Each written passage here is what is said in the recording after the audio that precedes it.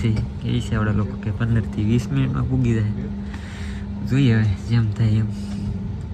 પહેલી વાર છે હવે અધર ઉડે પછી ખબર પડે કેમ થાય એમ.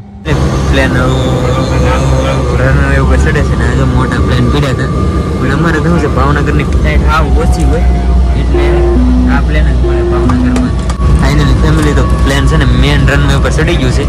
એક નંબર પહેલી વાર મજા આવી છે. ટેક ઓફ કરવાનું છે સ્પીડ પકડતું જાય છે જેમ બને નહીં જો ટેક ઓફ કરવાનું છે પ્લેન યાર જો થઈ ગયું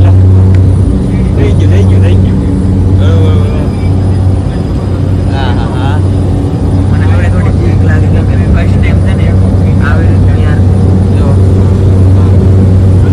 એક્સપિરિયન્સ અલગ જ છે યાર. કેવી રીતે ઉડે ને કઈ ખબર નથી પડતી.